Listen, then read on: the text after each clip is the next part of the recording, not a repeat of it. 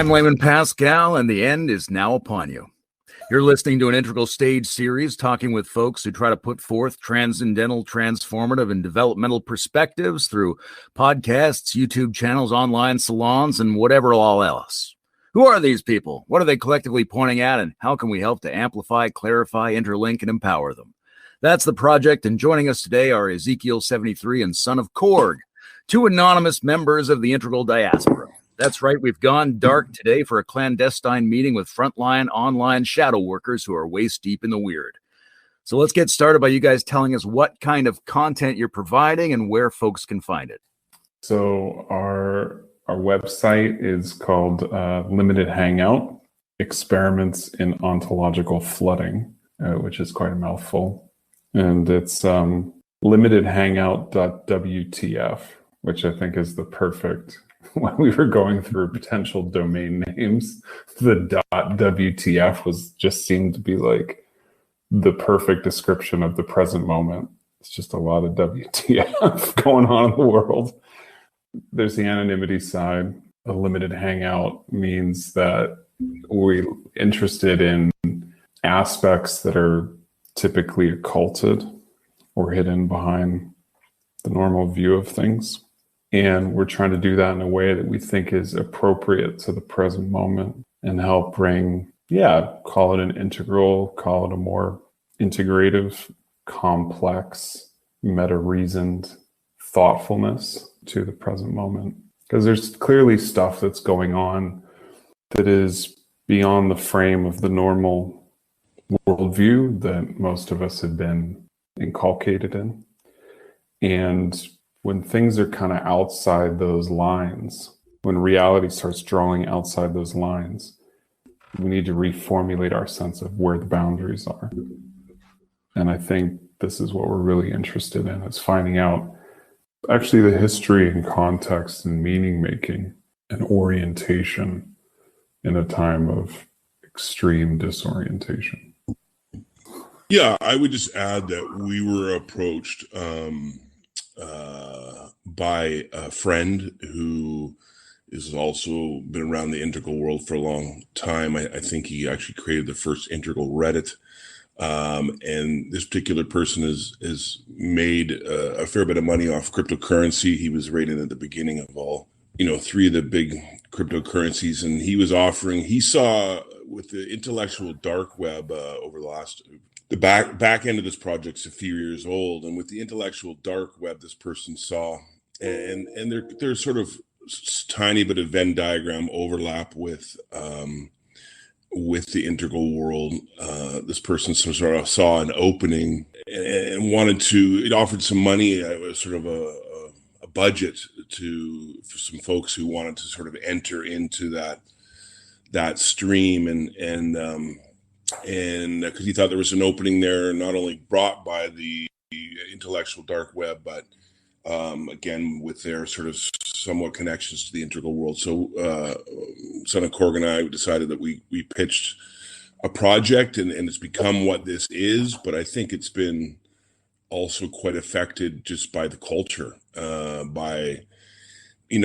don't, where we are now and what we're writing about, I'm not sure exactly at the beginning that's where we would have gone to, but with UFO disclosure and Epstein and blah, blah, blah, everything, all the madness that's going down, it's sort of taken us and swirled us into some other places. So that's a bit of background as well. So we have a benefactor, which is very, very nice for the project. Why the secrecy? Why the secrecy? I think on a few different fronts. I think one is, the cultural conversation is so very toxic at the moment, with cancel culture and identity politics and the culture wars and whatnot. And I think, from one level, we both have jobs and family lives. And it's just a lot of work to be out there, debating and arguing and being doxxed or being whatever, it's a very aggressive space. And so there's one part of it's to sort of just want to tackle the ideas as much as anything, and not really get into the mix in that way. I think also some of this material we're touching into is, it is it's a bit dangerous. It can be touched, it could be picked up upon by intelligence agencies, whatnot. I mean, there's a lot of deplatforming going on. There's a lot of websites that have been, we hear stories of people's websites being exploded from within. We've already had people, someone snooping around our site a few times.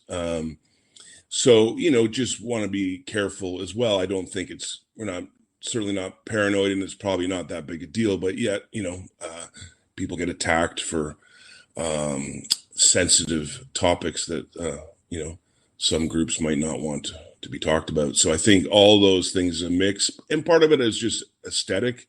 I'll let Son of Korg speak to it all, but there's a slightly performative aspect, I think, to that as well.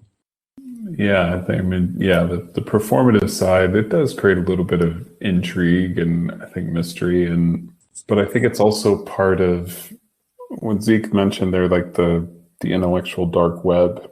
That was a beginning part of this process, Peterson and guys like that.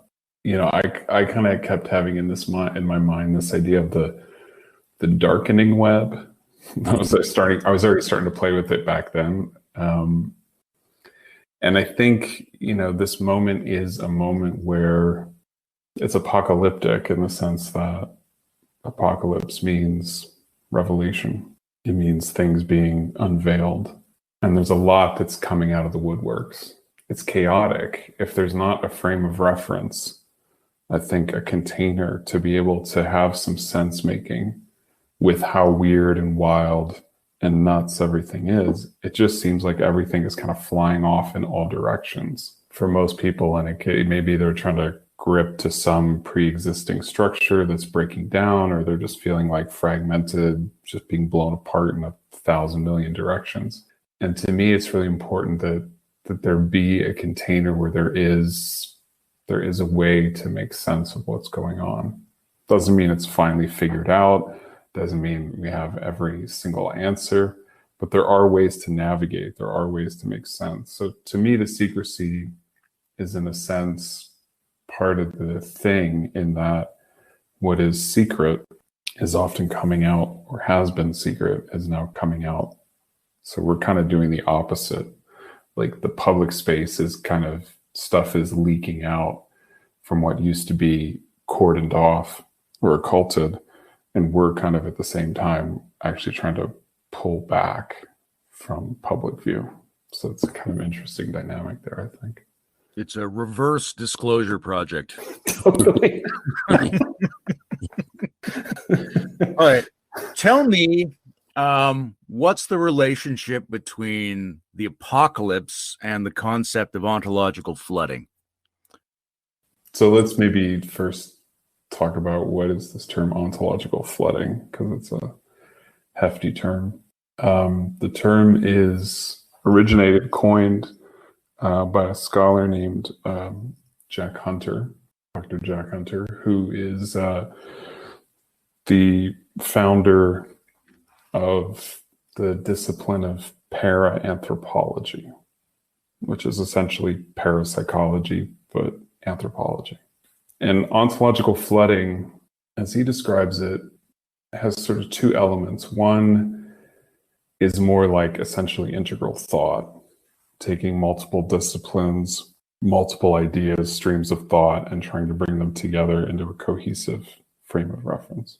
The other part, which is more kind of we do both, but this is a bit more the up in front and center in terms of the subtitle and a lot of the writing, is that the ontological flood is in contrast to the ontological bracket, which has really defined sociology, anthropology, and most of the social sciences since the 19th century. And the ontological bracket, of course, is this idea that we can study, X culture or X life path or spiritual system or religion or philosophy or fill in the blank. And we'll just kind of go we'll bracket whether it's real or not. We'll just forget that question And then we'll say, well, this culture believes in animism. But we leave out like, well, maybe is animism like real? Is magic like a real thing? Or it's like, oh, we just bracket that question because that's an unimportant question. And we just say, like, well, this is this culture's beliefs in magic. And it makes it seem more scientific. It makes it seem more, quote unquote, rational. But of course, what it's really doing is very thinly hiding a position of these like primitive people with their silly, superstitious, magical beliefs. I mean, if we just really like get behind it, that's really what it's about. The ontological flood, to contrast that, is actually to say, hey, wait a minute, maybe we should take off the bracket and actually be open to the possibility that there is weirdness that goes on. Maybe there are ways in which magic can actually be participated in. Maybe reality is participatory. Maybe consciousness is real. Maybe all this stuff that people talk about has some experiential phenomenological basis. And if that's the case, then you're kind of in the flood. You're getting your feet wet. You're not hanging out on the shore doing the safe bracketing experience. And if that's the case, not only, I would say, are we opening to possibilities of things like, you know, so-called paranormal phenomenon, we're also actually starting to see how things like paranormal phenomenon intersect with politics, intersect with the history of economics, intersect with what's going on in the world, like militarily, socially, and then you're really into the floodwaters then. So that's, I think, where the revelatory or unveiling aspect comes together, because there is a lot of history of the CIA having a program to train remote viewers to see if they can spy on Soviet sites, who then also, those remote viewers decided, hey, by the way, let's, check out Mars. Let's see if there's any aliens up there while we're at it. And oh, by the way, like down the hall, literally down the hall, they're building the internet, like a couple doors down. So once we start to see how weird, that's weird. That's a weird moment when that's all happening. Then I think we're really into the floodwaters. Yeah, if I could speak to that question, it's a great question. I would say, again, back to the notion of apocalypse being unveiling, so the revealing of a new world. I mean, biblically, the term means the destruction of an evil world and an unveiling here on earth of a more just world. So it's not about a destruction of the world. I mean, it's never have been. The biblical writers never wrote about it that way. But I do think we're in an unveiling period. I mean, just everything you've seen about, things that have been talked about maybe for years, we're getting the truth about it. We have, Hollywood sex cults that are involved in slavery and human trafficking. I mean, they've been busted now. That's true. That's not a conspiracy theory, Nexium. And, Epstein's blackmail operation, global blackmail operation. And then this is the way he died, the preposterous nature of that. Harvey Weinstein, Hollywood's full of sexual predators. I mean, we could go on. The Navy saying is, UFOs. I mean, we can go on and on. It's quite a period where a certain, some people call it the cryptocracy, the deep state, a certain sort of layer of society in the world that tends to work from the shadows, and owns, much of the media. That's all sort of being exposed. And so I think on one level, the ontological flooding, I see it as sort of like a capacity to hold any information. Like, I'm not afraid to look at anything and read anything. That doesn't mean I'm all of a sudden, oh man, it's whatever, the chemtrails and the frogs are turning gay. I mean, I'm just saying I'm willing to I'll look at anything, right? And so and hold it and bring in new information, put it out together. I sort of think in terms of almost percentages these days, in terms of ontological flooding. I'll hold this possibility. And then new information comes in. I might, I think that maybe is 50% possible.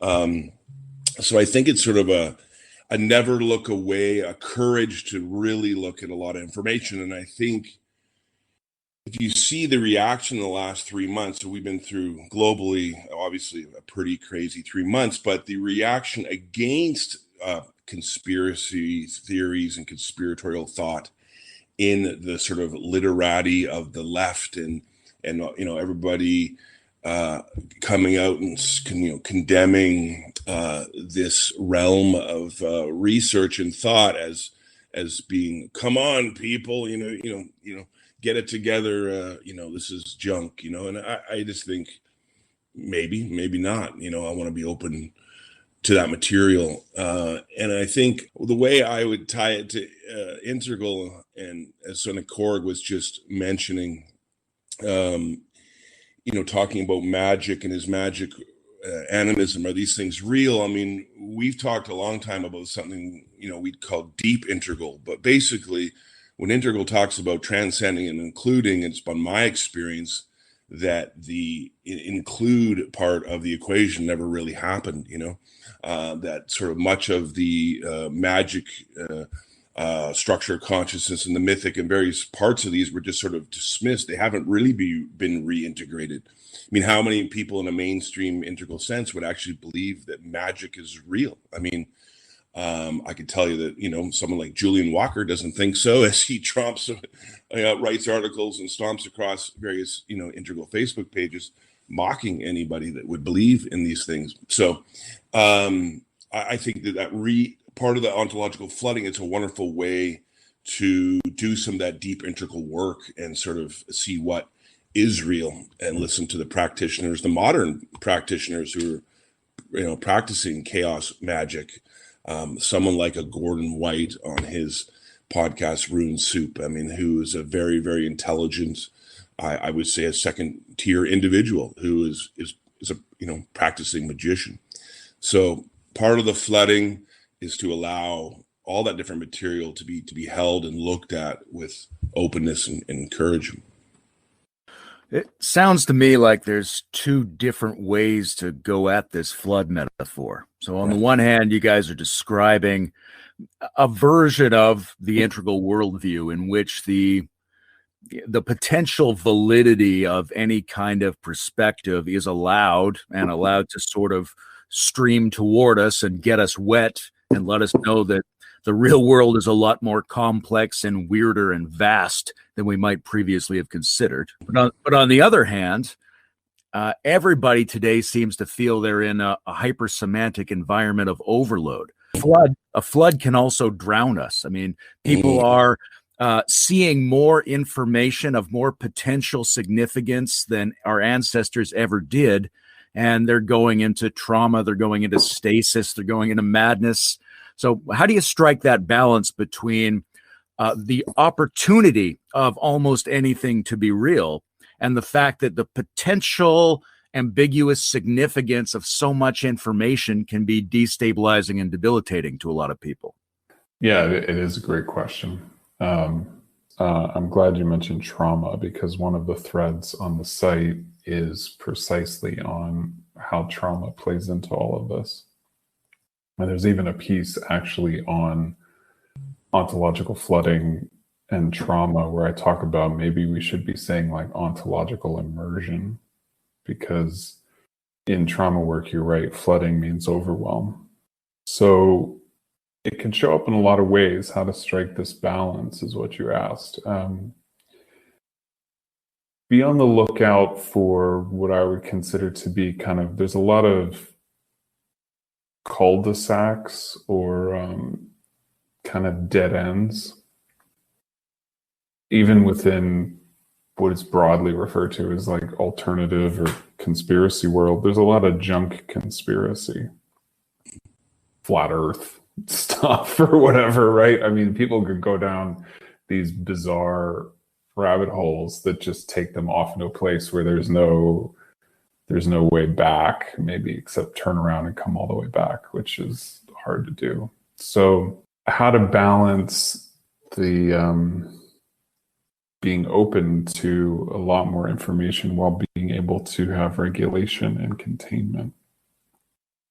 There's a piece I wrote recently that got published that was looking at Kubler-Ross's stages of grief in relationship to the parapolitical path. And I went through, like, as people start to encounter these kinds of information, periods of denial, periods of rage, periods of collapse, potentials for despair, potentials for paranoia, fear. Like, there are a lot of, it's a real initiatory thing. And it needs to be understood as a kind of a, if you like, death and rebirth kind of process.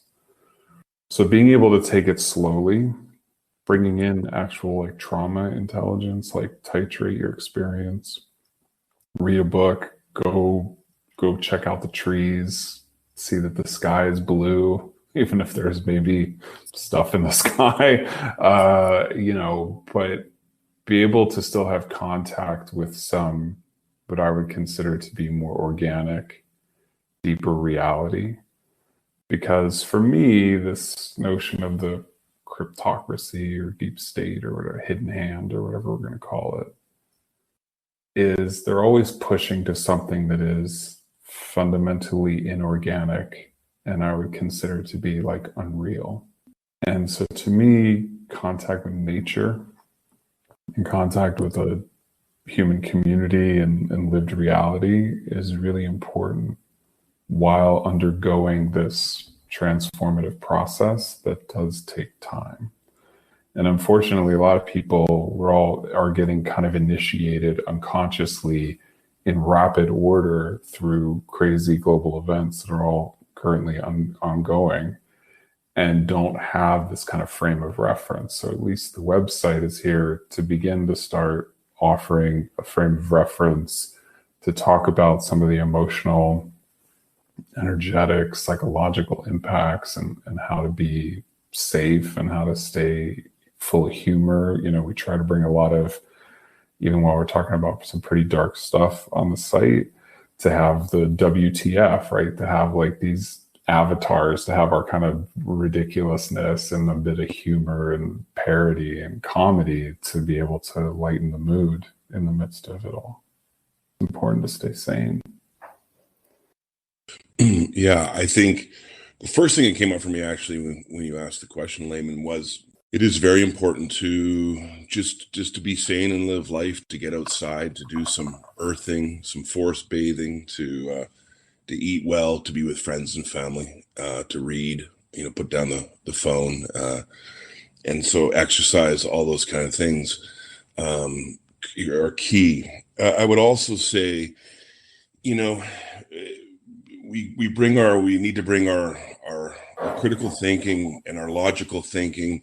There's something in the world of the chans, the sort of 8chan Anon culture, they call it sauce. Like, where's the sauce? So if anybody just puts a claim out, people are like, boom, boom, boom, sauce, like, give me, like, there's no way I'm just letting you say that without links, backup, blah, blah, blah. And I think that if you even go on something like Reddit conspiracy, you'll see really sophisticated discussions, people bringing a lot of data, people challenging other people's, it's very, it's actually quite a kind space. But I'm just saying, you're still bringing a lot of logical thinking, critical thinking, making sure you have data to back it up. And if you don't, you say it, I'm just speculating now, or, so I think holding some of those things. I also think, we need to be careful of the wishful thinking dimension of things, where it's like, aliens are here to save us and take us to the fifth dimension. Now, that might be true, but there's also, just a part of all of us who can easily get drunk on that kind of eschatological vision. And I think that, being really careful not to fall into that. And I mean, of course, in the integral world over 20 years, we saw a lot of that. We're in the updraft, we're on the edge of evolution. I mean, that stuff's like a potion. It's like you get drunk on that. So being a little careful with those kind of scenarios as well. And I would just say also, also trying to, and hopefully we can give this context in our writings, but other people as well. I think you still need, the problem with post-modernity and as a condition as well is, I can't remember the author, but he wrote that book, Present Shock. And it was like, it's just data points flying at us all over the place through social media and everywhere, but no kind of meta narrative or overarching story to hang that on. I think we still need to understand, big history and evolution and our biological heritage, and just at least try to strap what we're looking at on longer time frames and stories that we can understand. So there's still context, for that. And that's why I still think the stages or the structures of consciousness from John Gabser that were integrated into integral are still very important, because I think it does. I just think they're very useful, and I'm sure, Layman, you would as well, and could speak for 2 hours on that. But I'm just saying, that's a bit of scaffolding, the evolution, the biology, and then the structures. There's some scaffolding you can kind of use a little bit to not just fall down the vortex. Yeah, I really appreciate what you just said there.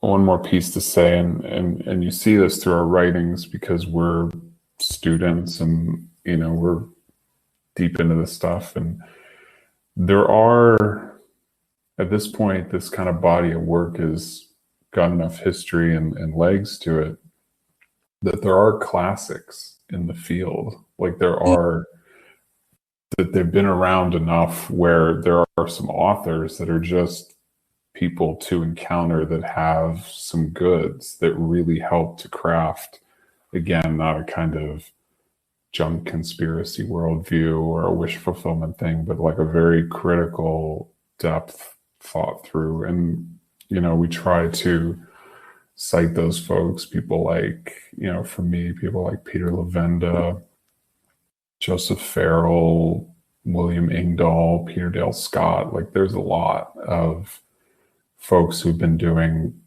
30 years, 40 years of really deep thinking on these subjects. And I think it's important. Doesn't mean you have to agree 100% with everything they say, but it's important to encounter what's going on there, because it's not just some fly-by-night, make it up as you go thing. These are really thoughtful human beings who really spent the time and energy on some really complex, multifaceted realities. And well documented, I would just add. Yeah. So when you bring up topics that people associate with conspiracy and paranoia or systems of thought that are too far out, a lot of seemingly the most sophisticated and well-intentioned people even shut down almost immediately and go into a kind of defensive position against it. Mm-hmm. What do you guys make of that? Do you think it's a lack of the intellectual flexibility and nuance to follow these threads safely? Is it an emotional reluctance, or is it some kind of social commitment, like a hidden loyalty structure to a view of the world? I'll just answer from my perspective. It's also another excellent question. I think there's some. I think there's some fear there. I feel like I'm not going to be articulate here. I mean, there is definitely some darkness. A lot of these areas are just, they can be pretty dark, and so I think there's a resistance automatically. I think we've been given a worldview, through the media. Through TELUS commercials, the future is friendly. We've been given movies, we've been given this, that I know there's a bit of a constructed bubble there. I like to start personally, I want to let Son of Korg answer this question better than that. But if I'm going to enter into, I like to stuff that's already on the record. So we already know about MK Ultra. We already know, I won't go on the list, but we already know about the CIA drug running into America. Start with stuff that's fact. And then, there's going to be grief there. And there's pain. But for me, part of my motivation is to serve God and to serve, in my own particular case, Jesus and the Gospels. And, what is in darkness needs to be brought into the light. So if I really want to serve the kingdom of God, then I just have to look at that material. It just has to be done. But doesn't really speak to that resistance. I don't know, Son of Korg, do you got more there? Yeah, it is a great question, and it is a complex one. I think I was mentioning earlier with the kind of Kubler-Ross kind of reference, like to encounter this work and to have your worldview fundamentally altered is a death experience. Mm. It is an initiation, and not everybody gets through initiations the other side whole, right? There's people who get lost down rabbit holes, like we were talking about. People who start to touch into this work, and then it's just too much, or it gets too heavy, or they lose ground, or they lose center. And it can be hard. It can be isolating. Just on a human level, it can be really isolating. You're the only person if maybe on some chat rooms with some, whatever beings who are kind of out in the ether that maybe you have some solidarity with. But in your day-to-day life, you may be like the only person and everybody's and then you're scared to like say what you think or what you've been reading about, because then people are going to call you a kook, and they're going to put you in some category of, like, oh, you must have like, with a bomb shelter with canned beans and all here, like it just immediately, like all these stereotypes of tinfoil hat kind of nutters, right? Like it can be really, people's careers have gotten destroyed in this world, no doubt about it. Like people's lives have been taken. Like it does gets rough. It can get rough. Now, for people who are just kind of doing a little bit of the dipping the toes in the waters, we're not trying to create a fear climate, but it is an intense soul experience. And without care and without some help and some guidance, people are often left to do it on their own. And there's certain people that, like, when they go, what am I signing up for? If I do all that, like, what's the payout? And, for me on the other side of it, there is a deeper clarity, I would say, and there is a deeper even joy in life. And it's a road, and it's a tough road. It just really is. There's no two ways about it. It's safer. It's a classic Matrix thing. Like, it's just safer to stay plugged in on a certain level, but it comes at incredible cost. But it's hard to learn how deeply our lives have been used for consumption, right? It's like how deeply the rot really goes. It's not, like, it's pretty horrifying to first look at. It takes some time to be able to look at that with clear eyes. When I was a kid, I used to have to go down to the metaphysical bookstore and pick up Robert Anton Wilson or something like that to get an intelligent look at the strangeness and richness of the world. But now all that information is everywhere. So how much of this is about the transition from book and TV culture into internet culture, like a move away from a kind of controlled, authoritative consensus output stream to the multi-stream, massively juxtaposed transcultural world of the new network technologies? Yeah, I think that it's a big component of it. I mean, I hear stories of people talking about being on the first chat rooms or the first boards on the internet, and that's when the first, sort of in the 90s, you had people sharing ufology information, and things got, a lot faster, a lot quicker in that time. And since then, of course, obviously, with YouTube and social media and all that. No, you're 100% right. I mean, there's you're not going down to the bookstore to get the one, the one secondhand copy that's left. I mean, there's an absolute huge amount of information. And I think that you can see, I would read anyway, I would interpret it, the incredible pushback by, the shadow banning, the deplatforming, the demonetizing on YouTube. I mean, on Twitter, it's just unbelievable. I've seen it happen in real time hundreds of times,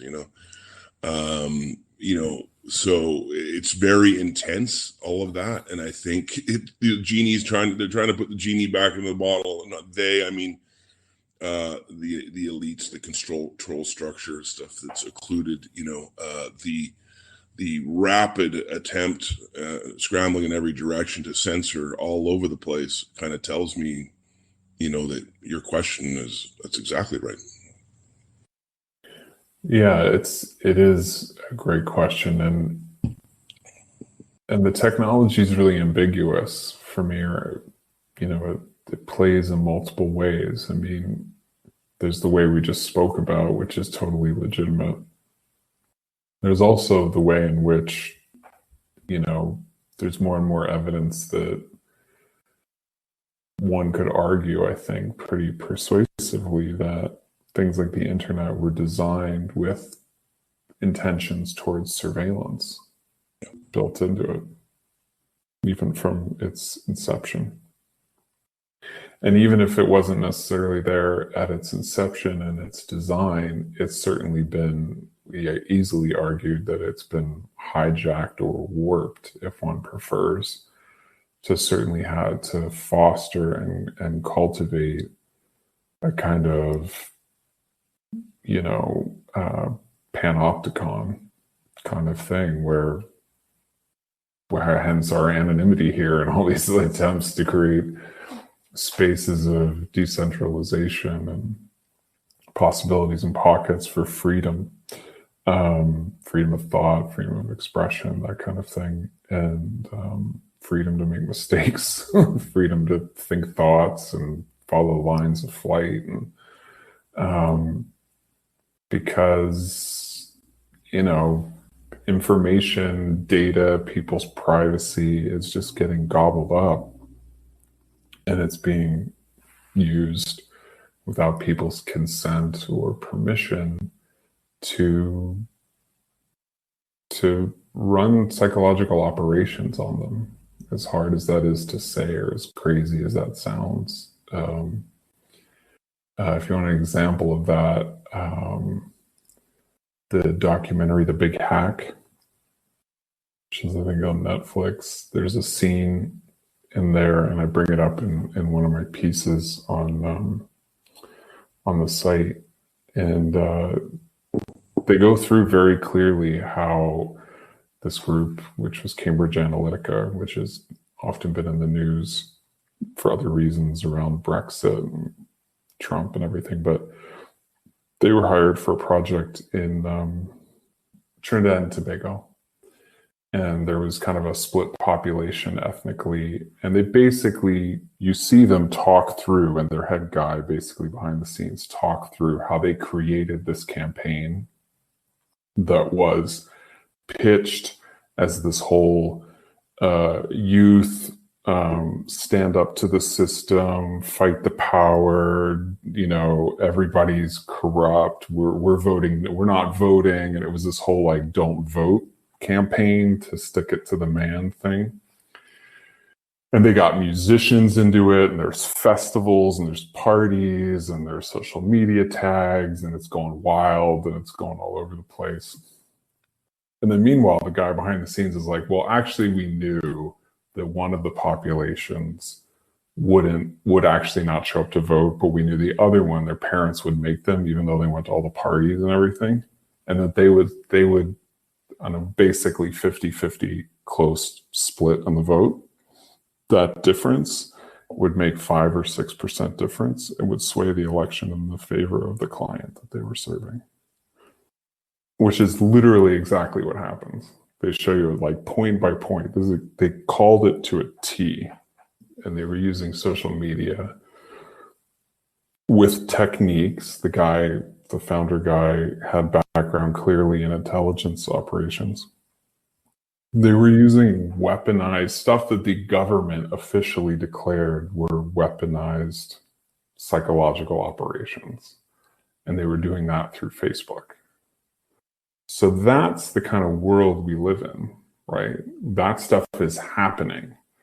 That doesn't mean everything is fake news and everything is disinfo. And if you don't like some political view, you just call it fake news or whatever, right? But like, no, there's actual groups that very systematically, intentionally, and I would say pretty cold-bloodedly, went about an operation to engineer people's minds for political ends. And they were very effective in that case. So we do need to be aware that there's a lot more going on than just, oh, the left and the right, and oh, they just yell at each other, and can't we just have politicians that just listen to each other, and can't we all just get along and find a way forward and be rational and sensible and moderate, whatever. Like, there's way more going on that until we have that view that can understand those events and a lot of the influence that's going on, then other stuff won't make sense. It'll just be, oh, here we go, politics as usual, or oh, there's just this weird whole thing about the government just kind of admitted that UFOs are real, and then it went on to the next thing the next day. It was like, oh, by the way, and here we go. And it was like, wait a minute, what the hell is going on here? So you guys feel like being open to ontological complexity and potential realities, even in disreputable or neglected areas, is sort of a pragmatic defense maneuver in a world in which there are agents strategically trying to trap us through control of our belief systems. I think that's part of it. You want to go? Yeah, go ahead. I just love that phrasing. Yeah, I do too. Yeah, I think it's a significant part of it. The previous question around internet and new forms of media. I mean, there is obviously this long thread. I mean, I made the Matrix reference earlier, but there is a long kind of Gnostic Matrix hyper-simulated, thread of thought. I don't go all the way down that thread, but there is a way in which I think it is true that we need to be able to see clearly and need to really see past layers of obscuration. Sometimes those layers, I think, have been intentionally put there. Sometimes I think they're kind of the unintended consequence or kind of Frankenstein's monster of systems that have gone kind of haywire or taken on a life of their own. I think both are true. But otherwise, the overwhelm and the anxiety and the collapse and the despair that is so prevalent in the current moment, it can cultivate a lot of helplessness if people don't feel like there's a way to see clearly, there's a way forward, there's a way to have a life-giving, enhancing way of being. Protection, I think, is part of that, but also protection to support empowerment.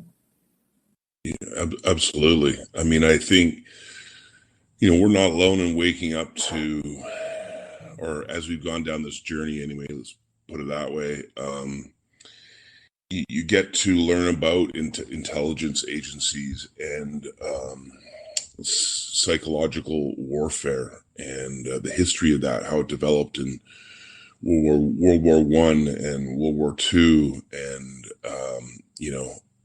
OSS in the United States, which led to the CIA. And you start to learn, there's a book, a mainline book called the Mighty Wurlitzer, and it's about how the CIA played the American culture like a mighty Wurlitzer. And again, this is mainline, this is not conspiracy.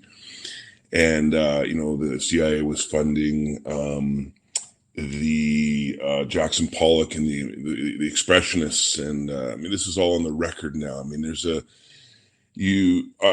I start, as I've gone down this path, I've started to be one stage mortified at the level of social engineering that we undergo in the media, in our movies. I think there's been a lot of work in showing in the last decade or 2 decades, showing the amount of involvement by the CIA in Hollywood. Again, there's 2 mainline books about that, and then there's other work as well that I draw off of Jay Dyer's work. But there is a lot of mainline research showing, the CIA's involvement in that world. So we're getting a lot of very active cultural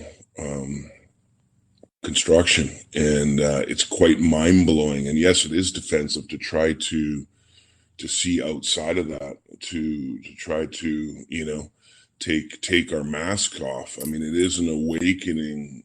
I'm a pretty well educated, trained guy, and still I feel like every stage I'm coming out and out and out. Yes, you can use the matrix metaphor, I guess. I'm coming out now out of that. You're waking up to the fact that the Truman Show on some level was a documentary, that Wag the Dog happens all the time, so it's, and people are more and more waking up to this. I think it's not really a fringe thing anymore. That's the funny thing. The people right now that are decrying conspiratorial thought and whatnot, they're not seeing, I bet you there's 20, 30, 40%. It's way big, the numbers of people becoming aware of this material is expanding in rapid fashion. And you can see this, on the comment sections under various people's social media, or whether it's underneath, Bill Gates' Instagram posts, and, that's a controversial topic and whatever. But I'm just saying, like, people rapidly are waking up to how much, social engineering and social control there is. For me, part of that started with, Adam Curtis's documentaries, The Century of the Self. And that was about a decade ago, I guess. But so there's layers of it, but, it's also the revelations, the continuing revelations around, elite pedophile networks. And I think it was, the Jimmy Savile revelations in Britain that really brought me into this whole realm in a way. It was Dutroux affair and Savile. Now we have so much more. I could do a whole list, but that is just, I don't know, it's just mortifying. It's horrifying. I think if you're into the true, the good, and the beautiful, that just has to be, I personally think anyway, I got to pull off the veil, that shit can't be going down. It's horrifying. So yeah, there's definitely a big defense mechanism. It's like pulling an octopus off your face one leg at a time. Okay, well, part of me wants to say fuck the demiurge then. All right. But that leads me to a question for you, Ezekiel-73, and it's not what happened to the other 72 Ezekiels, who I assume are clones that you had murdered. It's this. You're obviously coming at this with a Christian flavor, and I want to know if there are ways in which you see what you mean by Jesus and that whole story and system as playing a role in this. what is that Hmm. character? What is that system? Is there any way in which that helps us? Well, in many ways, the system that Jesus was fighting, empire, the Roman Empire in particular, at that time, we're not far off that. It's not that much different. I mean, the Bible was written underneath 5 successive empires. I mean, they understood, and brutal, vicious empires. I mean, we all know the stories of Nero burning Christians as torches during his parties. Whether or not that's true. I mean, these are vicious, brutal empires. There's a part of and some of the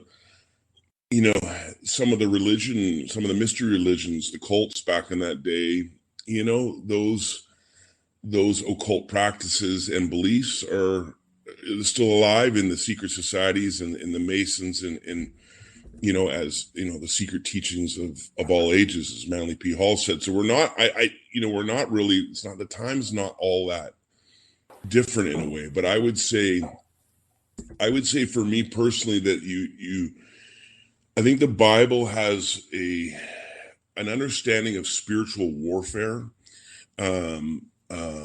that is happening on a cosmic level that I think needs to be integrated and reintegrated by modernity. I think our throwing away of evil and our understanding of or rejection in modern times of evil and the reality of darker forces in the spiritual realm. This is the classic passage Ephesians 6 in the Bible where Paul says that our battle is not against the flesh and blood of this world, but the spiritual forces of evil in the heavenly realms. I think this is real, and spiritual warfare is real. And so I think, the biblical perspective has a lot to bring or to be reintegrated. Honestly, I think the modernity threw out the baby with the bathwater on that one, to use a very hackneyed phrase. But so yeah, that's part of an answer. Does that answer your question, or do you want to follow up on that? Or no, let's leave it at that, because I'll shift over to Son of Korg here, and the question I'm not going to ask him is, tell us what you remember about your father, Korg. Instead, I'll ask something like, who do you listen to and respect online, who you think is aligned with this stuff, either in terms of the para-anthropological content or in terms of the style that you're attracted to and would like to see this work go forward with? Ezekiel named Gordon White earlier. He's, I think he's an important figure. I mentioned Joseph Farrell, who's a scholar who's a real influence on me and my thought. And Sieg also mentioned Jay Dyer. He's been his podcast, and he's got a YouTube channel. So there's actually quite a lot now of really well-developed thinkers in this regard. Once you get and they're linked to each other. And the nice thing is once you kind of get into one, like if you start listening to the Higher Side Chats, for example, with Craig Carlwood, he has all these folks on that he interviews who then all have their own books and sites and things that are worth kind of following up on. And it's interesting because then I start to see that's one layer. And then it does bubble up, and it's starting to kind of peek its head. There's little glimpses sometimes. So there was a podcast on, I think it was the last couple of years, on the RFK assassination. And there was a genuine guy who was a researcher in what people would call conspiracy theory around the assassination of RFK. He was one of the main characters. Now, the protagonist, narrator guy in the podcast goes in a different direction, of course. But it's kind of interesting that made it into a kind of front and center, fairly mainstream, like published, with advertised podcasting. There's a new one out that I've just started listening to on the Betty and Barney Hill abduction case, which is like considered usually the first, at least in the US anyway, like the first mainstream so-called UFO or alien abduction encounter. And it's a very thoughtful, front and center, here we go, here's what their experience, here's what they claimed, here's the background. It's not attempting to debunk particularly. It's not attempting to make them look, like, oh, we found out they had some hidden mental disorder here or there. I saw a psychiatrist one time, so man, that must all be this. They're actually trying to just take it very, in a kind of ontologically flooded way, I would say. So there are these moments where there's popping up. There's lots of podcasts that have come out and documentaries around cults, obviously. There's a famous one on the Rajneeshis that was out a little while ago. There's a great one on Heaven's Gate that was done. So it is starting to surface, even if it's still held in a little bit of a kind of let's play it safe. Even there, the boundaries are starting to move. So whatever these other folks are doing, somehow or other, I would argue, is starting to move things along, even in a broader cultural frame. Does that answer your question? Yeah, it does. Thank you. For folks out there too, there's a great, to add, podcast is kind of a lot of where a lot of this is happening.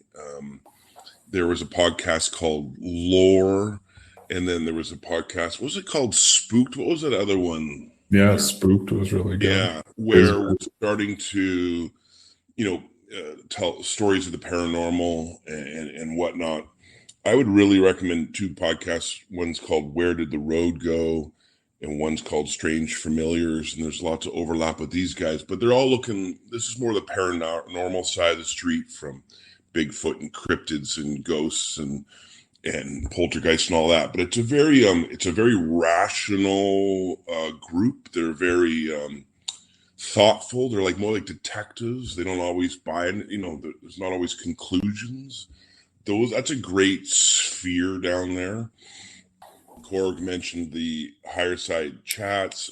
I would add to this a whole sphere of fun and funny conspiracy podcast realm. Tinfoil Hat is another one, with the comedian Sam Tripoli, who's a buddy of Joe Rogan, and he's hilarious. And it's just, so there's a whole kind of realm, and those things are big, and they're getting huge amounts of hits and downloads. I don't think people understand the size of that subculture. And it's mixed, man. It's people from all over the world. It's not just people on the right. That's garbage. Anyway, those are some other things I would add. And lastly, I would just want to talk about Christopher Knowles and his Secret Sun blog. And that he's the OG of just amazing. He's well studied in the occult, in conspiracy theory, in mythology, and he's one of the sort of leaders in the synchro mystic movement. And he's hilarious. He's funny. He's totally funny. So he's kind of a patron saint for us a little bit that way. So yeah, Christopher Knowles, big props to him. Excellent. Thank you, Zeke. You're an interesting mix, Zeke, because you seem to be pro-rational, pro-Bible, and pro-quasi-Crowleyan ceremonial magic all at the same time. And that's not a common conjunction. And when I'm thinking about magic, I think back to your previous answer where you invoked the concept of spiritual warfare.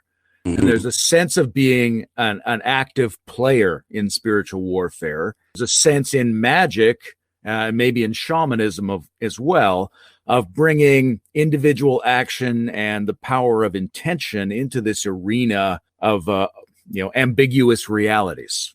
Mm-hmm. How important is it, do you think, to try to become an active player, to try to wield intention, to try to get into the game of a world made of shadows? Yeah, fantastic question. It's very important. It's 100% important. Now, I don't practice ritual magic or sigil magic or anything like that. Not that I'm against it. I would. I do support Gordon White's site, so I could do his programs.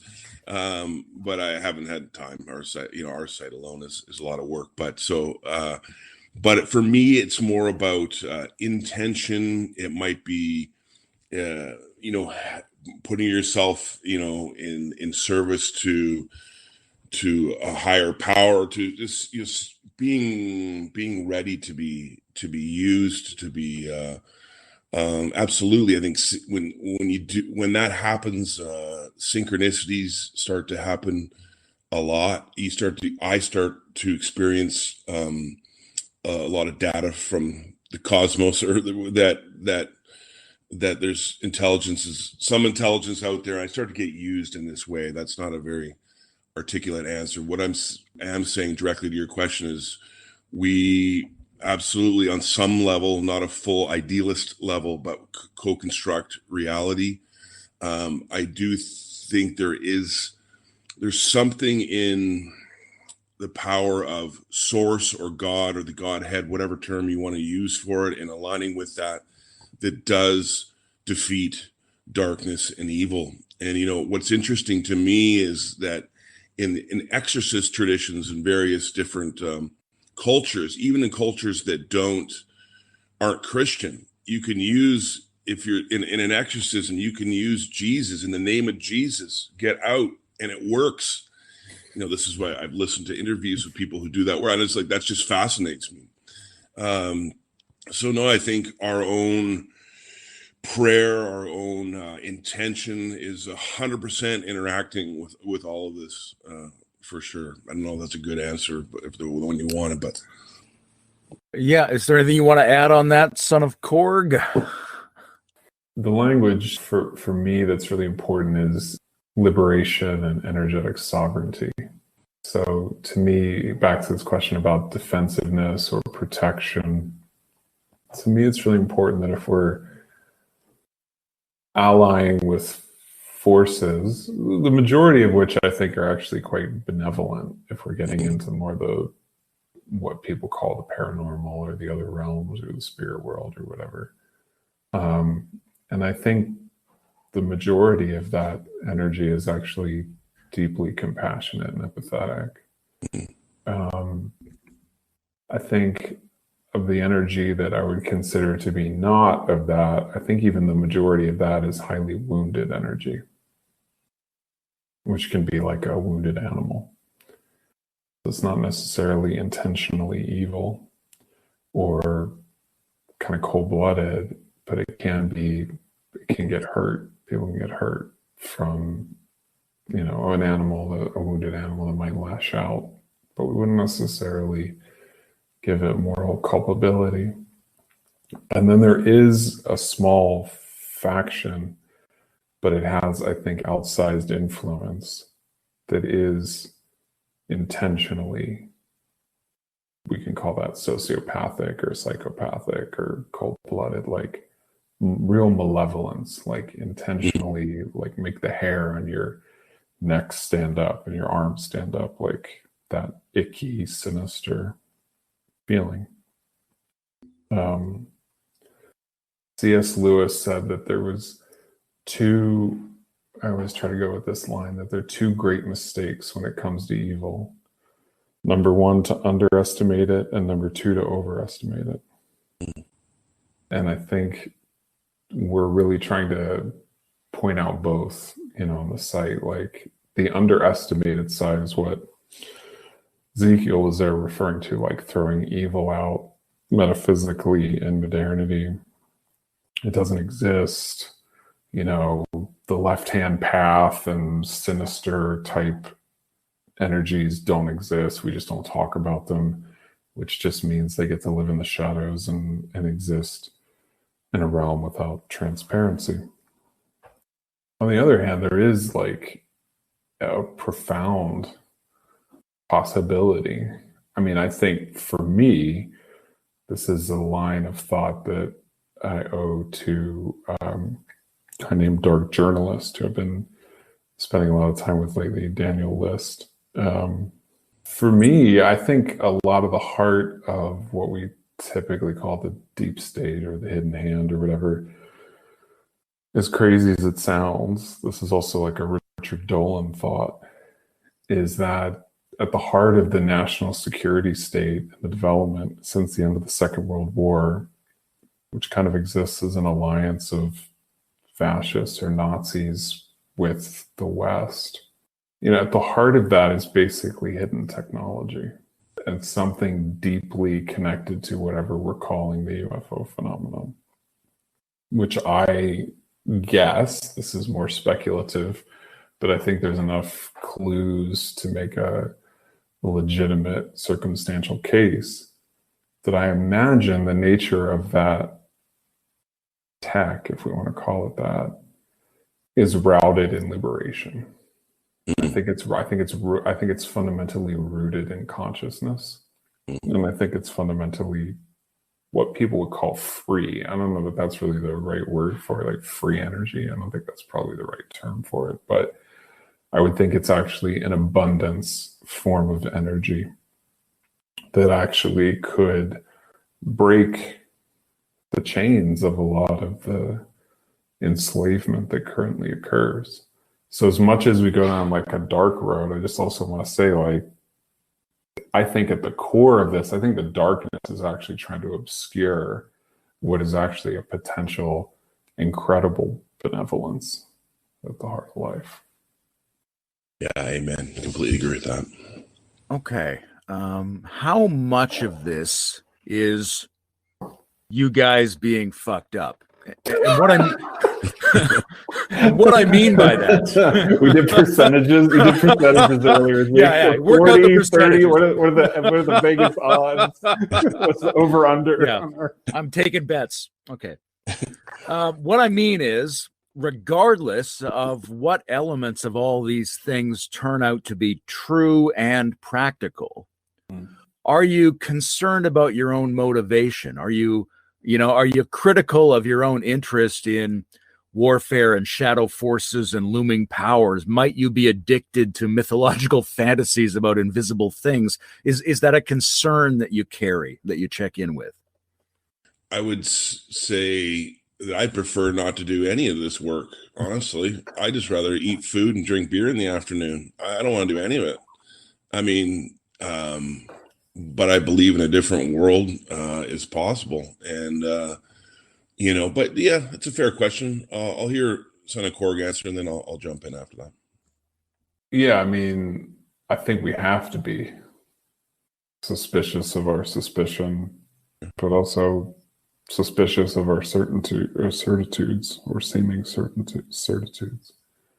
That being said, as mentioned earlier, there's a lot of this stuff that's objectively true, whether or not how I feel about it, or whether or not whatever my current psychological or spiritual state may or may not be. Like, a member of the Manson family did try to kill Gerald Ford in public, right? Like, that actually did happen when he was president.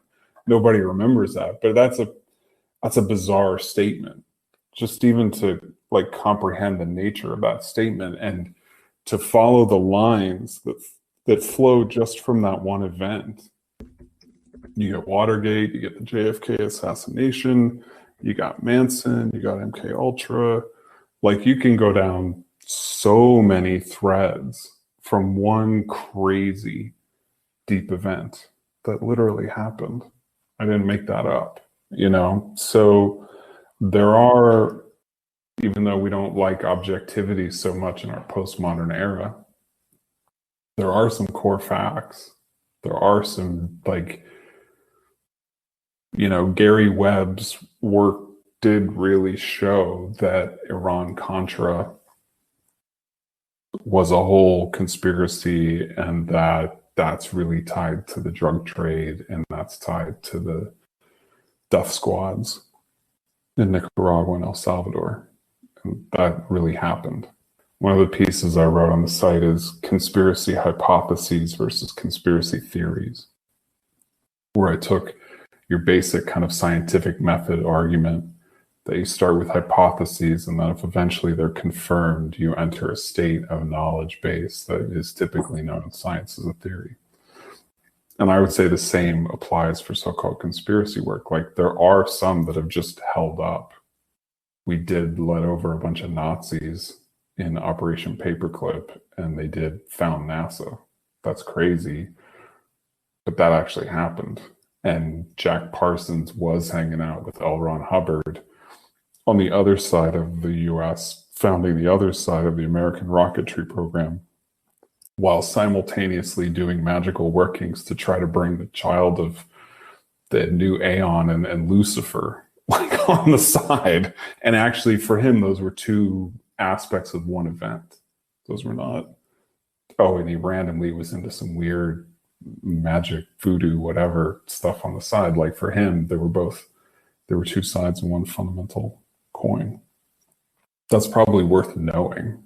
You don't necessarily have to believe that, but it is an oddity that can't just be written off and needs to be taken in the weird naturalist ontological flood way. Like, there is a lot of ontological flooding that's happened in our political and supposedly mainstream history that's actually just occluded. But if you keep looking, it's just there over and over and over again.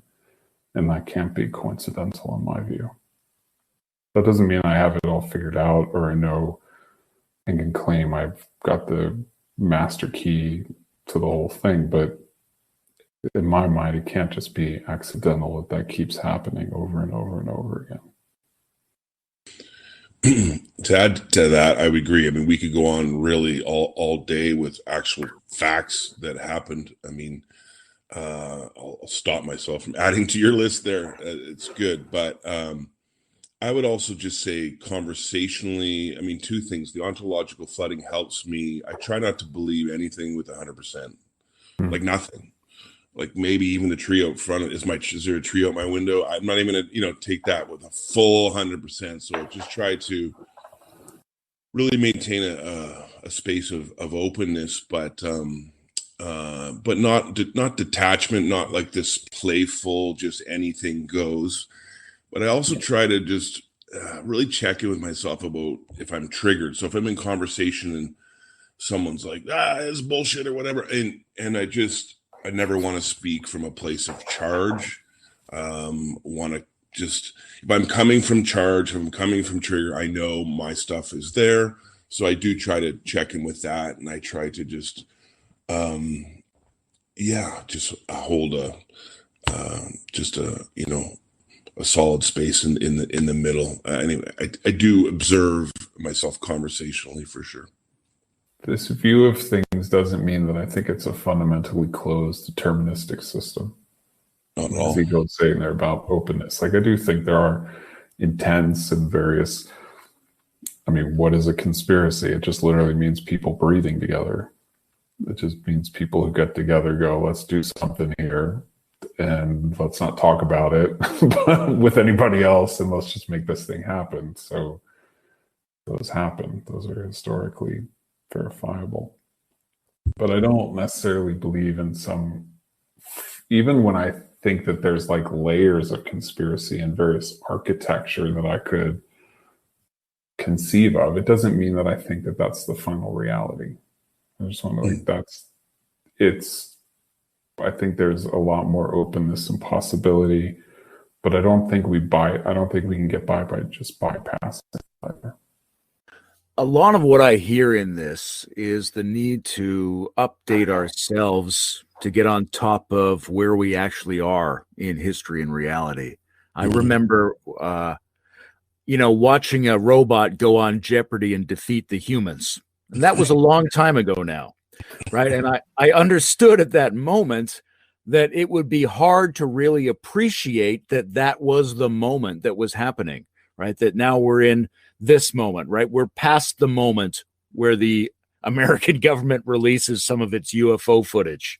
Mm-hmm. It's very difficult for people to get up to date. And in order to get up to date, you have to assimilate information that seems weird and which your existing worldview will actually resist to some degree. So I agree with you guys. That's really important. Going forward as a culture and as a species, we've got to develop some skills to deal with the world, as weird as it is, and with the onslaught of potentially real and potentially false cultural information. So I've got a question in here somewhere around like children. Like, what do you teach your kids about information and culture and perspectives? What do you tell them about the internet or about conspiracies? How do you prime them for confronting the world that is and is emerging? Well, you begin by telling them that they're going to die in 10 years. And no, I'm just kidding. The son of Corey, you want to? For me, the first thing always to emphasize is resilience. So the aforementioned Gordon White, for example, is into his chaos magic and his conspiracy theories. He's also a permaculture guy.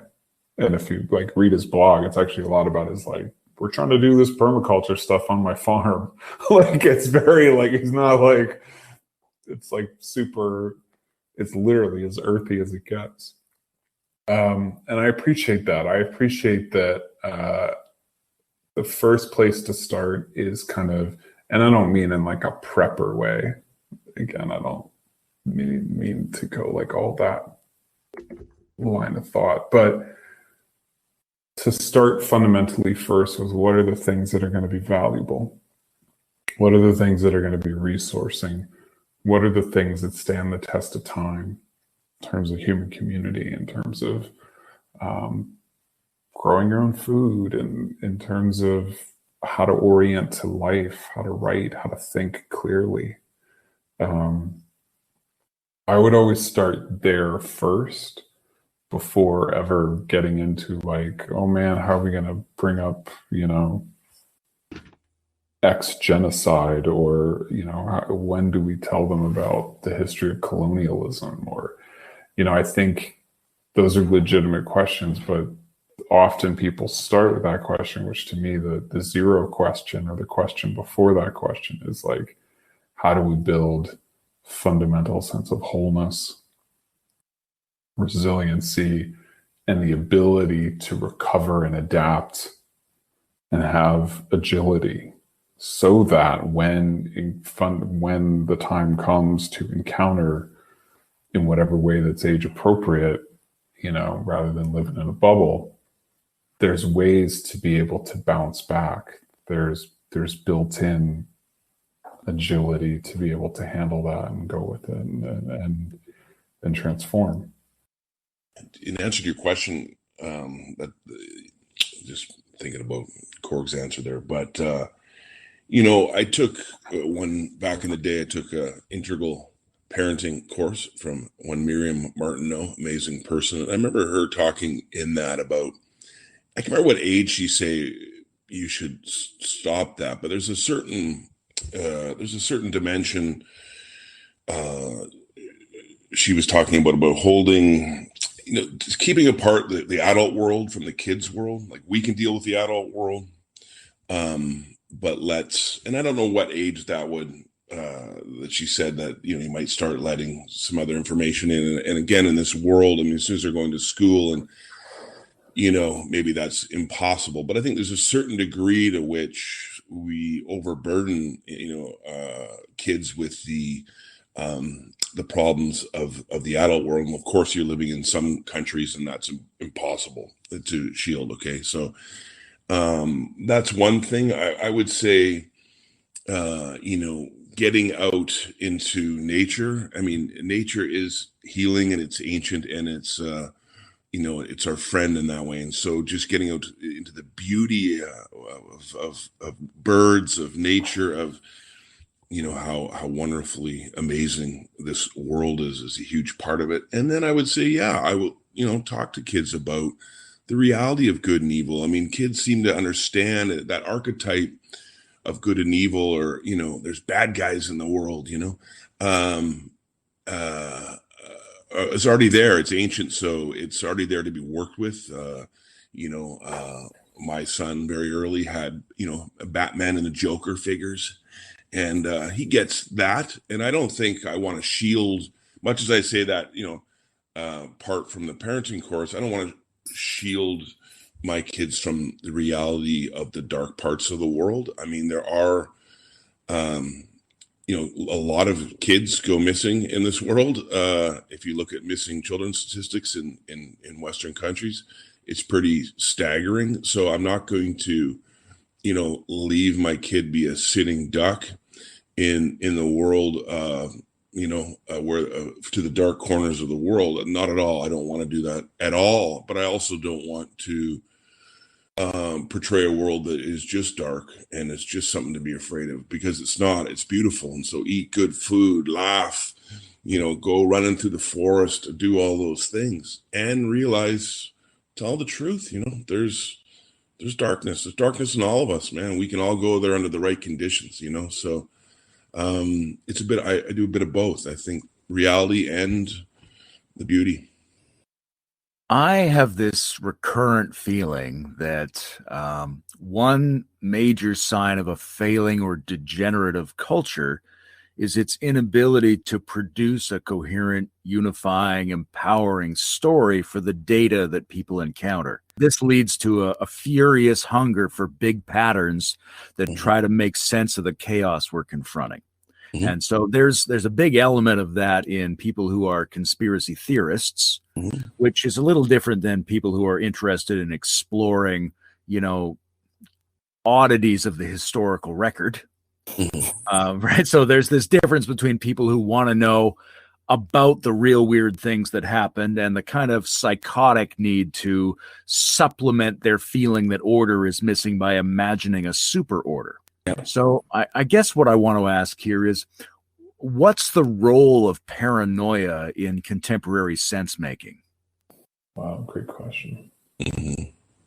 Well, it's interesting. I mean, I would go, so paranoia and paranormal, right? We have a real close linkage there. And even the term paranormal is, and even arguably paranoia, are questionable terms, I would say, in the sense that literally, of course, the term means alongside of. So paranormal, alongside the normal. Meaning we've created this idea that there's normal, materialistic, scientistic, linear causality, and then we've given just the littlest kind of corner or breadcrumb or whatever. And I don't actually think it's alongside the normal. I don't think it's the whole reality, but like Dean Radin has for decades shown that psi phenomena, telepathy is real. Doesn't mean everybody fully develops it. It doesn't mean everybody's running around reading everybody's thoughts or whatever, but it actually is it is a latent human capacity that can be cultivated. Some version of what people call contact with the dead has happened for all of human history across every culture.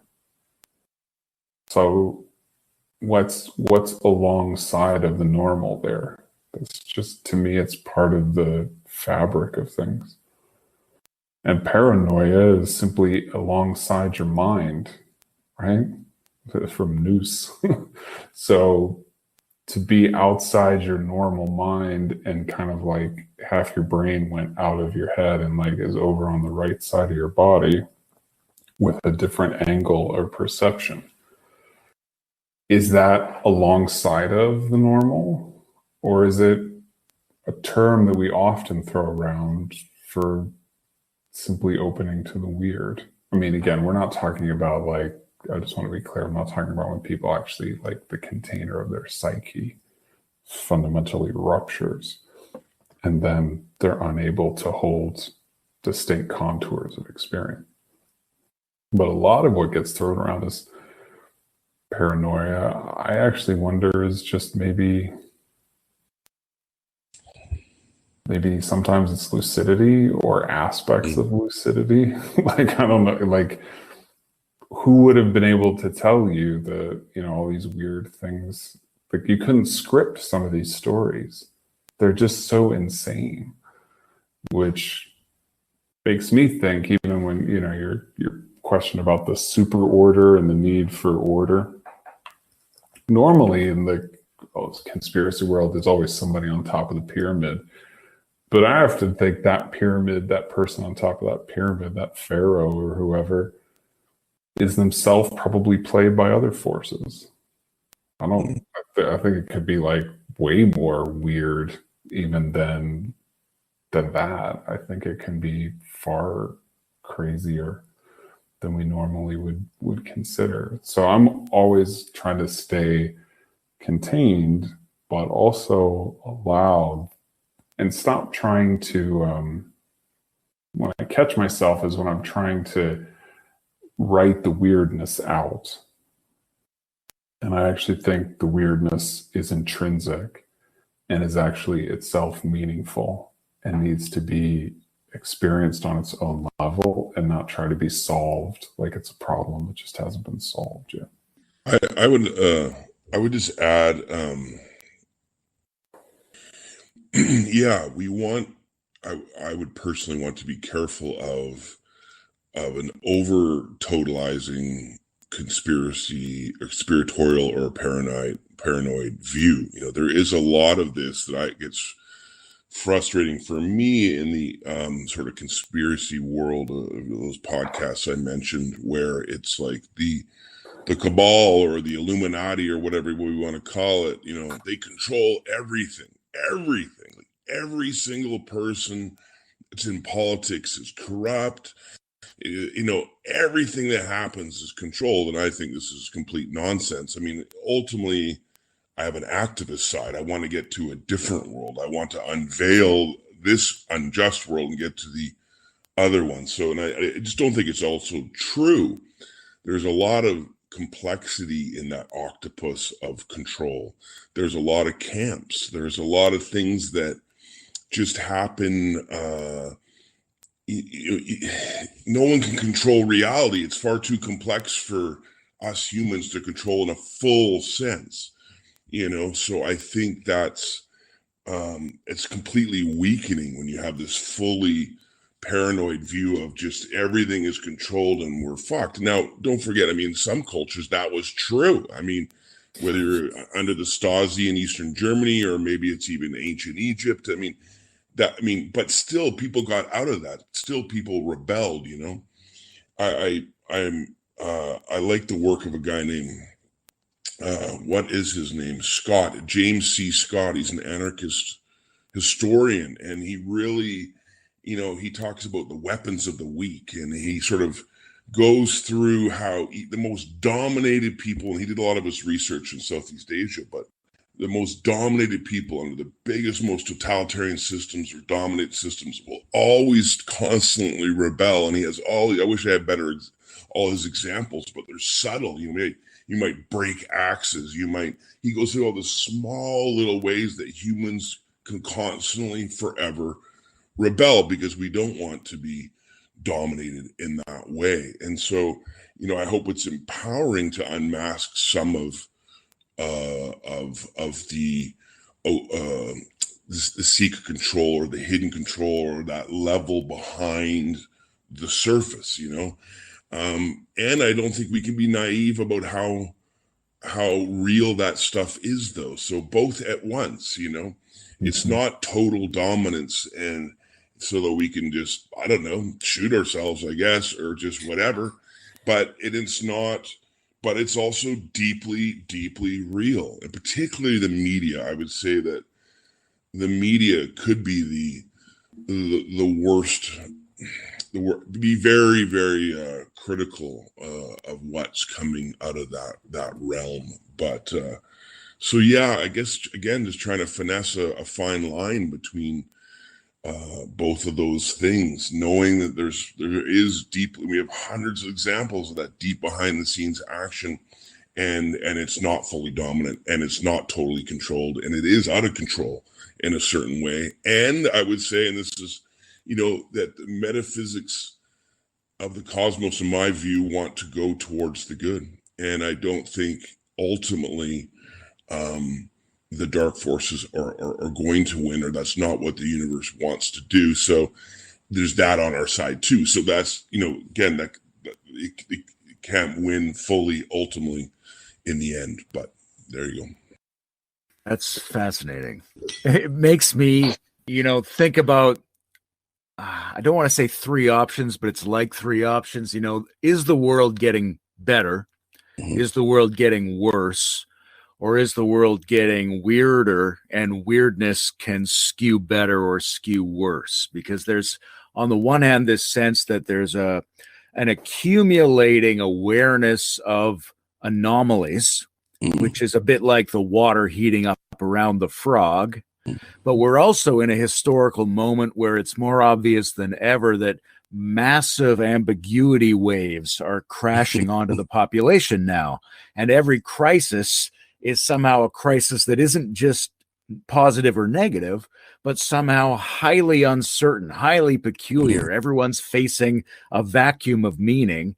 And I sometimes have the sense that this is going to keep happening, maybe bigger and bigger and faster and faster. So what do you guys think? Is there a back to normal, or is weirdness the ever accelerating future of what it's like to be in history at this time?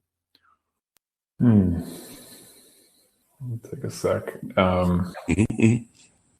It's a great thought to be thinking. It's a great question to be pondering. I think the weirdness has always been there. And I think a lot of what happened, particularly through modernity, but it wasn't just in modernity, but you might point to that as a high watermark, has been pathways, again, intentional or perhaps unintentional, to obscure that weirdness. And I think those repressive mechanisms, I think those whatever blinders or whatever we're going to call them ontologically, those are now coming down.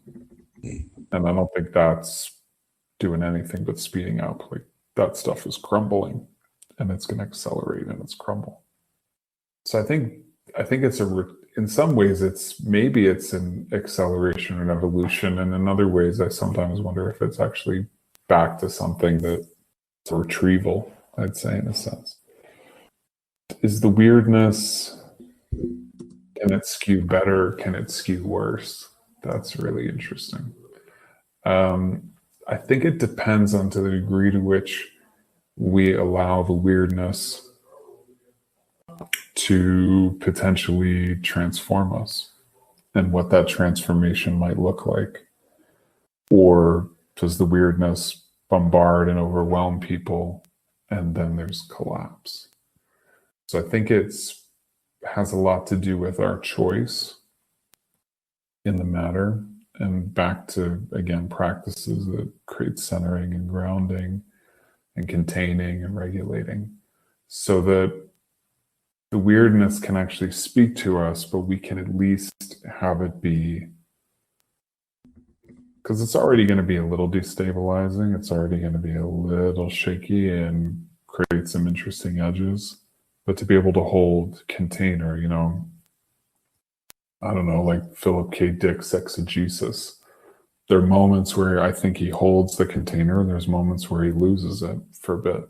And he's off into he definitely opened to the weird. The weird opened to him, however you want to say it, had both ways. The link was made. And there's moments where he's able, I think, to handle it. And there's moments where he's not, by his own admission. And in retrospect, he kind of regrounds himself and was like, oh, that was a place I didn't need to go, maybe, or that was a learning experience. And it's a moving target, is what I'm trying to say. It's an ongoing process, and we're living currently, I would argue, in the moment of maybe the largest psychological operation ever run in history. I mean, one could make such an argument. And are we going to return to normal? No, I don't think so. I don't think the world can undergo that degree of a cut, that degree of a initiatory slice that is slicing at the heart of reality itself. And either that slice becomes healed, I would say, and becomes a scar, and then in kind of shamanic language becomes a place of power where others can then be healing agents for others, transformative agents for others, or it becomes an open wound that doesn't heal right and can get infected and things can go worse from there. And I think that's wide open in the present moment, actually. I'm of a bunch of minds in response to this question simultaneously. I mean, there's a part of me that wants to say, I don't know. This might continue to get weirder. And what I'm thinking about when I talk about that is it seems like, or maybe I'm just aware of it, but there's an increase in paranormal activity. There's definitely an increase in people filming unidentified or UFOs. There's a lot of that activity going on. You have something like the Mandela effect, which we can't really probably have time to unpack, but it's just bizarre. So I don't know. There could be portals, multiple universes. Who knows what the U.S. military we got up to in Montauk and what they opened, I mean, that's what the show Stranger Things is kind of about, right?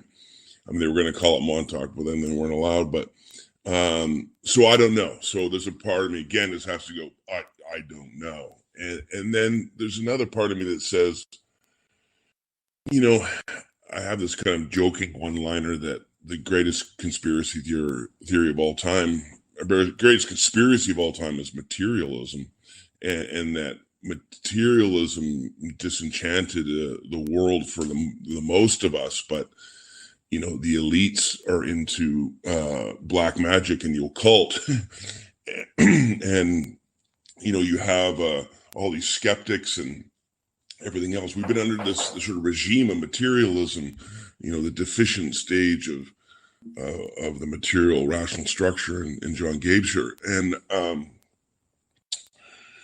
and I think we're reintegrating that material. We're reintegrating there is an occult revival now, and I think we are. So I think there's a healthy reintegration of something that's been taken away from us. Okay, let's shift into some speculative territory for a change. Oh. And We've been very speculative so far, apparently. Yeah, okay. Yeah, I'm going to pour myself a big shot glass of the finest adrenochrome, and you guys tell me what's the next layer of your project. Like, if you could scale up your ontologically flooded limited hangout or take its spirit to the next level, what might that look like? Where could you go from here? Well, yeah, I just realized we didn't really explain what a limited hangout is. Ezekiel came up with this as the title. I mean, it's a term that's been around. A limited hangout is it's an old CIA technique where they know that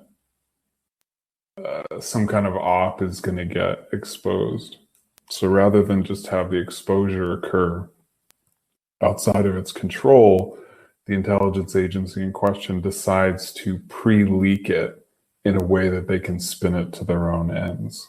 So they'll get some, handy journalists who then they sneak some info to and create people who, have a cover of a whistleblower, and then it's like, oh, and they've legitimately hung out maybe 30, 60, 40% of what was going on.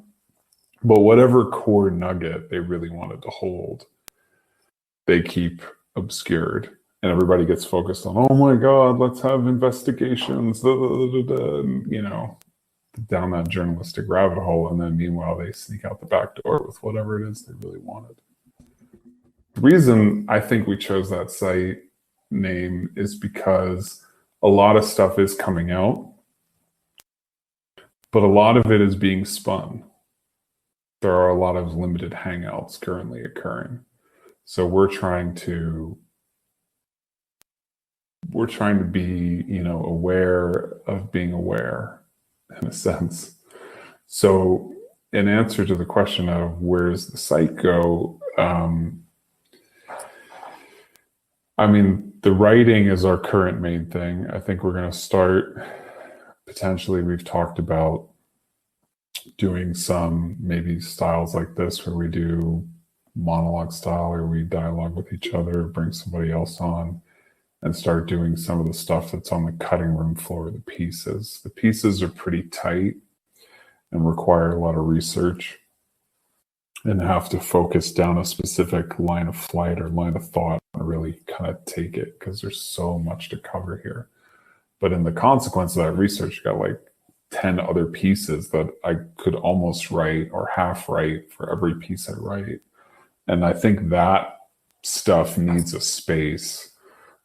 We do have for those who like decentralized, more sort of open source social media platforms, Limited Hangout does have a Minds account on minds.com/limited hangout.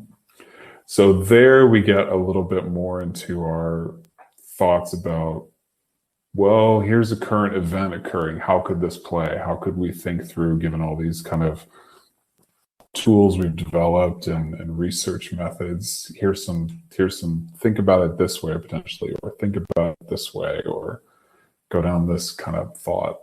So that's growing. We're developing a newsletter, which we're calling These Ontological Times, which is going to be, reviews of some of the pieces we've written for that month, but also Ezekiel is always the one that comes up with all these crazy wild links to this and that and this topic, and he's always sending me stuff. That'll be another space where we can start to follow up on those kind of threads that are a lot of stuff we've been doing behind the scenes, but it hasn't yet had kind of frontal space in the site.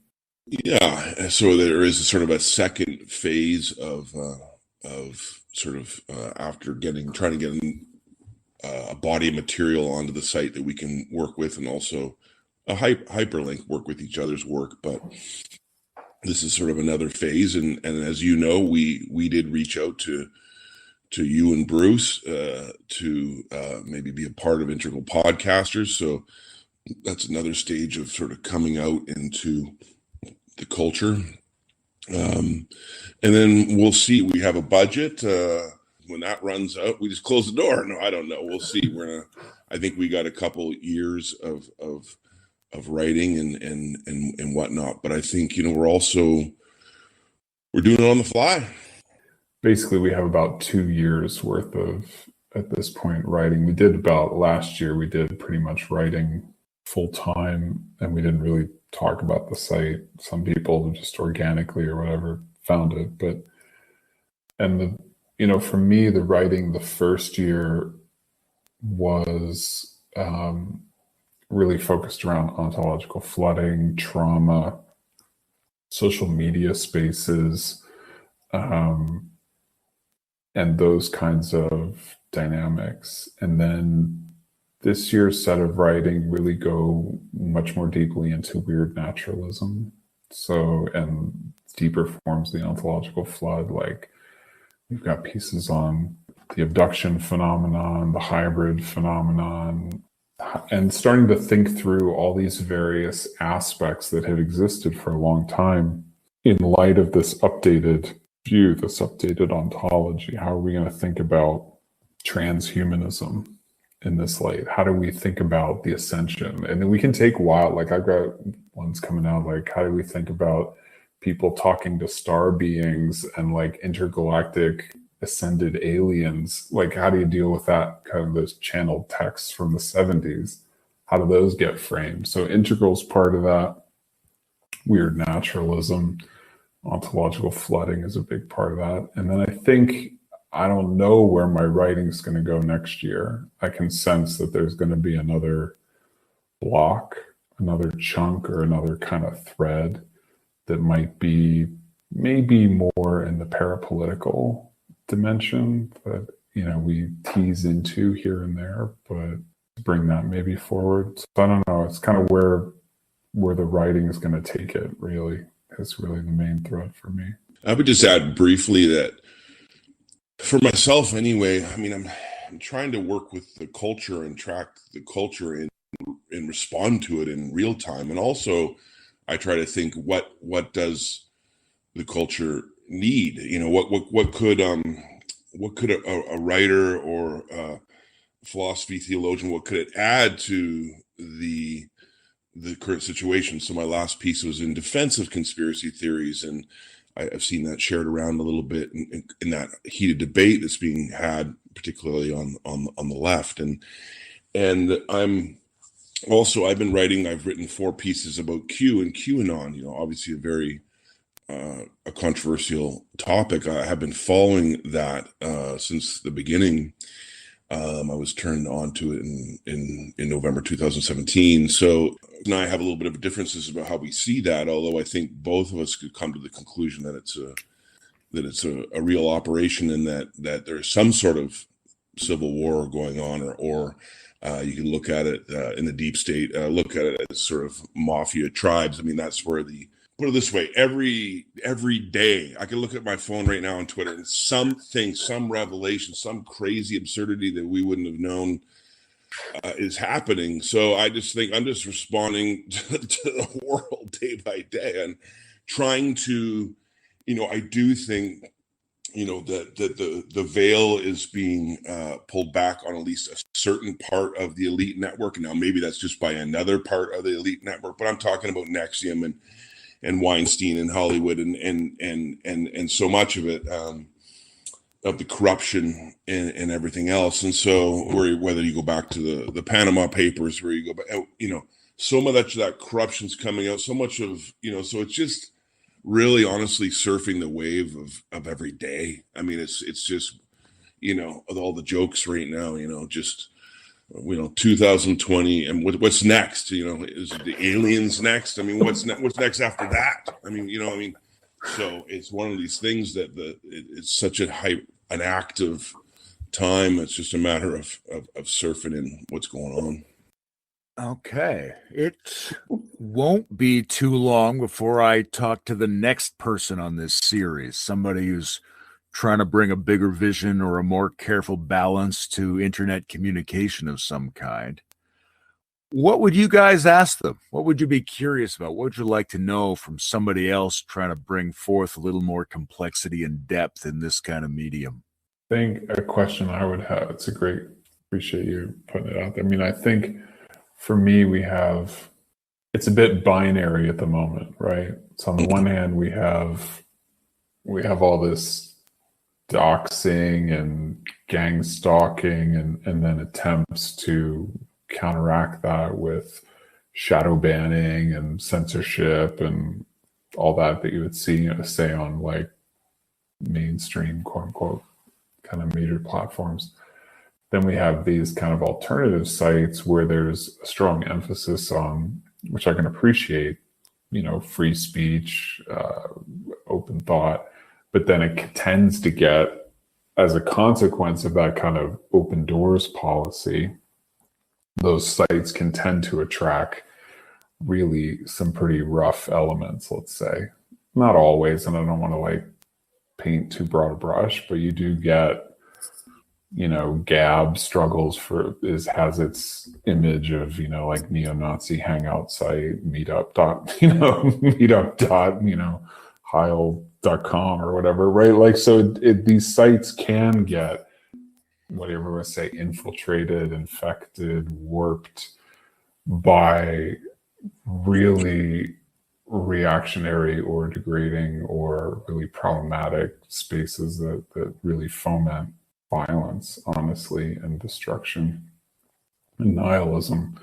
So then we've got this question of like, I don't know, anybody have any thoughts technologically that would help to cultivate a space where open, critical dialogue and inquiry can take place while also taking seriously the need for, you know, just kind of opening the door to anybody and everybody. And then we can have disinformation campaigns and we can have cyber warfare and we can have, you know, extremist groups fomenting and building up. I think it's a real tough nut to crack, honestly. Yeah, I don't have much to add. I don't think I'd have to hear a little bit more about the project and what they were doing, I think, to former question. But. Sure. Well, I think we're getting probably pretty close to the end. Is there anything else you guys want to bring up or add in or prompt? Or are you satisfied with what we've covered so far? You have any thoughts, Zeke? No, I think, these are great questions. No, I don't think I have much burning. Yeah, and I really appreciate the time and space, and they are really important questions. And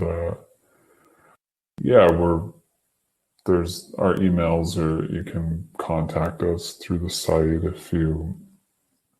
and you'll get our anonymous email, our proton mails that are encrypted responses, but we are kind of opening the site up, and so if people want to, anything we covered, any of the researchers we named, we got a whole mess of links and background. We've been spending lots of time. We actually love to share this stuff, so anything along those lines, we're happy to point people in a helpful direction. Terrific. You guys have been almost preposterously sober and balanced about this stuff, and obviously complexly tuned into the peculiarity of reality. I love your project. Let me know if there's anything else I can do to help out, and this has been a fantastic conversation. Thank you, Layman. You're a wonderful wordsmith. It's always good to hear you. Totally.